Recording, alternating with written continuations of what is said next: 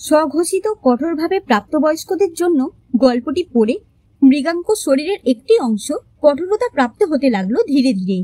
আর চোখের সামনে ভেসে উঠতে লাগলো ওর সেক্রেটারি শিরিনের ডিপ ভি কাট জামার সাথে ওর আগুন ধরিয়ে দেওয়া ফিগার। শিরিনের আবার কেন জানি মৃগাঙ্কর কাছে এলেই হাত থেকে বারে বারে পেনটা নোটপ্যাডটা এটা ওটা পড়ে যায়, আর বেচারিকে বারে বারে নিচু হয়ে সব কুড়িয়ে নিতে হয়।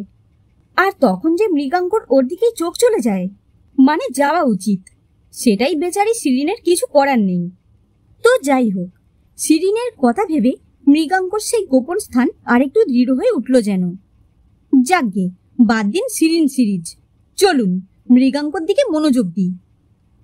আরে, ঘরে একটা জলের বোতল পর্যন্ত নেই। শিগগির একটা জলের বোতল আনতে বলো তো তোমার মাকে, আর তারপর তুমি গিয়ে দিম্মার পাশে শুয়ে পড়ো। আর অঙ্ক করতে হবে না, অনেক রাত হয়েছে, যাও। খুব গাম্ভীর্যের সঙ্গে বছর 10-এর ছেলে পাপাইকে হুকুম দেয় মৃগাঙ্ক। এই অবস্থান থেকে যাতে ওই অংশটি হেলে বা কাত হয়ে না পড়ে, তার জন্য অসময়ে জল পিপাসা পেতেই গিন্নিকে রান্নাঘরে এত্তেলা পাঠানোটা ভীষণভাবে বৈধ এক্ষেত্রে। অবাক চোখে পাপাই বলে, কোথায়? দিম্মার কাছে? হ্যাঁ, উনি তোমায় কত ভালোবাসেন, কত গল্প বলেন। আজকে তুমি যাও, গিয়ে গলা জড়িয়ে ওনাকে তোমার স্কুলের গল্পগুলো করো তো। সে সব তো হয়ে গেছে বাপি। উফ, আজকাল বাচ্চাগুলো কি ঠেঁটা মাইরি। আমাদের সময় শালা বাপের মুখের উপর কথা বলার কথা তো দূর, মনেও আনতে পারতাম না।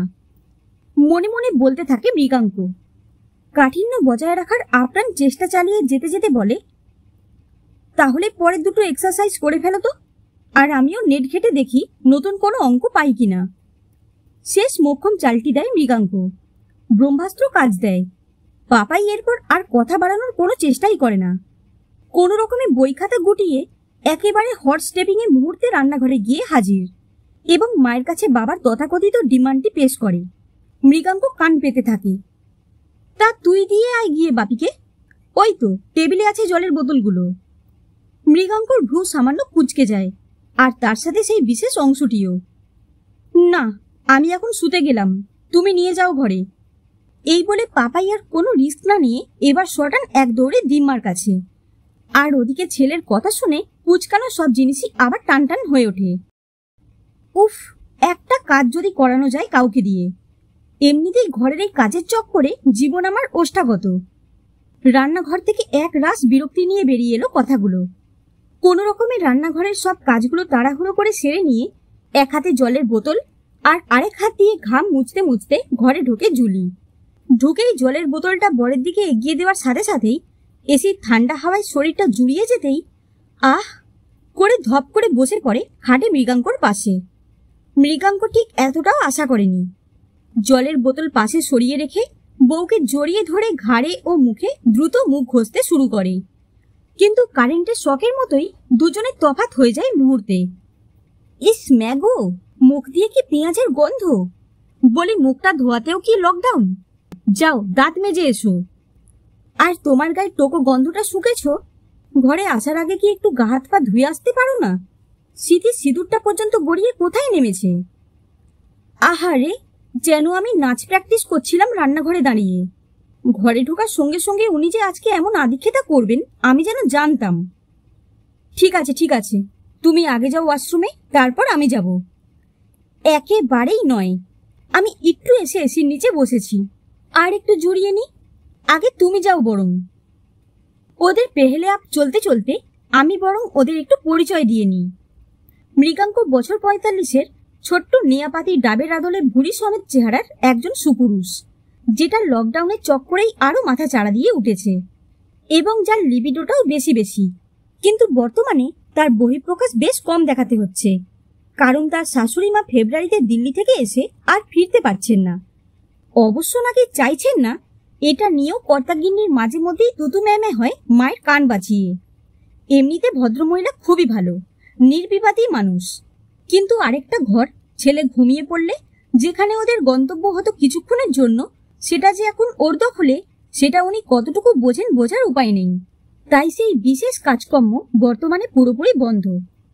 জুলি বছর 40-এর নিপাট পরিপাটি গৃহবধূ, যাদের আজকাল একটা গালভরা নাম হয়েছে হোম মেকার। জুলি মাঝে মাঝে মনে মনে নিজেই বলে, হোম মেকারই বটে, চাইনিজ রুটি মেকারের থেকেও খারাপ অবস্থা। সংসারের ঠিকই আর রান্নার লোক নিয়ে বেশ ভালোই সামলাচ্ছিল সব দিক, নিজেকে মেনটেন করা থেকে শুরু করে বরের বিশেষ ডিমান্ড ফুলফিল করা পর্যন্ত। কিন্তু এখন সব দিক সামলে নিজেকে আর সামলানোই হয়ে ওঠে না, তো বরের দিকে কখন বিশেষ মনোযোগ দেবে? সেটা সম্ভবও নয়। ছেলে বড় হচ্ছে এখন, ওদের একটু বেশি বয়সের সন্তান পাপাই। যাই হোক, মৃগাঙ্ক এখন উঁকি মেরে দেখে নিল অন্য বেডরুমটা অন্ধকার হয়ে গেছে অলরেডি। সে নিশ্চিন্ত মনে বেসিনের সামনে দাঁড়িয়ে তাই অনেকদিন পর রাতে দাড়ি কাটছে। আর ওদিকে জুলি আলমারি খুলে ওর স্বপ্নের সেই নেভি ব্লু নাইট ড্রেসটা বের করে চুপিসারে ওয়াশরুমে ঢুকে গেল। দাড়ি কাটতে কাটতে জুলির আলমারি খোলার সময় স্লিভলেস ব্লাউজ উপচে একটা উন্নত অংশের দিকে নজর যেতেই এখন আবার এক সহযাত্রিনীর কথা মনে পড়ছে। একটা পুলকারে মৃগাঙ্করা 4 জন মিলে রোজ অফিসে যায়, মানে যেত আর কি, মাস 4 আগে পর্যন্ত। যে ভদ্রমহিলার কথা ভাবছে ওনার মেয়ে আছে কলেজ পড়ুয়া। ভদ্রমহিলা মৃগাঙ্কর বয়সী হবেন, কিন্তু দেখলে কে বলবে ড্যাম স্মার্ট। বলে বলে গোল দিতে পারেন 30 ছুঁই ছুঁই মহিলাদের। শাড়ি ছাড়া অন্য কিচ্ছু পোশাক পরতে দেখেনি ওনাকে গত 2 বছরে। তবে হ্যাঁ, শীত গ্রীষ্ম বর্ষা ওনার স্লিভলেসই ভরসা। মৃগাঙ্কর সঙ্গে ভালোই আলাপ, সানগ্লাসের আড়ালে ভালোই মাপে ওকে। ওর পরেই ওঠেন, আর তাই ফেরার সময় নামেনও আগে। উনি বসেন ড্রাইভারের ঠিক পিছনে, আর বাঁ দিয়ে সবসময় ড্রাইভারের সিটটা ধরে সোজা হয়ে বসে থাকেন, যাতে সিটে এলিয়ে বসতে না হয়। কারণ একবার মাঝের জনের বেশ কয়েকবার কনুইয়ের খোঁচা খেতে হয়েছিল ওকে। উনিও একদিন থাকতে না পেরে বলেই ফেলেছিলেন, আপনার না ডাক্তার দেখানো উচিত। কথাটা শুনে ওই মাঝের জনের সাথে মৃগাঙ্ক একটু ভেবাচাকা খেয়ে গেছিল। কেন বলুন তো? না, মানে যে রেটে আপনি কনুইয়ের খোঁচা দিচ্ছেন সুযোগ পেলেই, আমার স্থির বিশ্বাস আপনার পুরুষ অঙ্গটি ভুল করে আজকাল কনুইতে উঠে এসেছে, তাই বলছিলাম আর কি। এই কথা শোনার পর এসিতে বসেও উনি বারে বারে কপাল মুছছিলেন। আর পরের দিন থেকে ভদ্রলোক অফিসের শিফট চেঞ্জ করে নিয়েছিলেন শোনা যায়। এইসব ভাবতে ভাবতে আর তর সয় না মৃগাঙ্কর। আস্তে করে ঘরে এসে লাগোয়া ওয়াশরুমে নক করে, আর ঠিক সেই মুহূর্তেই নীল সেই নাইট ড্রেসটা পরে বেরিয়ে আসে জুলি। উফ, জুলির এই ফ্রেশনেস যেন এখানেই মৃগাঙ্ককে কাত করে ফেলে দেবে। কোথায় লাগে শিরিন আর ওই গাড়ির মহিলা? কত দিন পর বউকে এমন করে দেখছে। গালে একটা আলতো টোকা দিয়ে, এখনই আসছি, 2 মিনিটস। গলায় কিশোর কুমারের ধুন গুনগুন করতে করতে ওয়াশরুমের ভিতরে সিটিয়ে যায় ও, যেন ম্যাগি রান্না করতে গেল। ঘরে এসে আবার আলমারি খুলে জুলি দাঁড়িয়ে থাকে হাতের ডায়ার আর স্যান্ডেলের 2টো শিশি নিয়ে। তারপর একটু ভেবে ডায়ারটা লাগায় কানের পিছনে আর হাতের কবজিতে। স্যান্ডেলটা তারপর হালকা করে সারা শরীরে স্প্রে করে। পাতলা ঠোঁটে দেয় হালকা পিচ কালারের লিপস্টিক। কাজলটা হাতে নিয়েও রেখে দেয়। মনে পড়ে যায় গত দিওয়ালিতে কেনা ফ্লোটিং ক্যান্ডেলের কয়েকটা এখনো রয়ে গেছে। খাবার জলের বোতল থেকে জল নিয়েই সেগুলো ভাসিয়ে দিয়ে জ্বালিয়ে দেয় ফ্ল্যাট ফুলদানি বের করে। এরপর বিছানাটা ঠিক করতে করতেই মৃগাঙ্ক বেরিয়ে এসে সব দিক দেখে যথারীতি বিমোহিত। ভেজা টাওয়াল মাটিতে ছুঁড়ে ফেলে দেয়। অন্য সময় হলে জুলি এখনই কাইমাই করে উঠত, কিন্তু এই সময় সবকিছুই যেন অন্যরকম ঘটবে ঠিক করাই ছিল। জুলি সেটা দেখেও না দেখার ভান করে জাপটে ধরে রাখে বরকে। দুজনেই দুজনের মধ্যে ডুবে যেতে থাকে ক্রমশ। আসলে সে চোখ বুজে এসেছে যখন দুজনেরই, ঠিক সেই সময়, ও মা, দরজা খোলো না, আমার ঘুম আসছে না।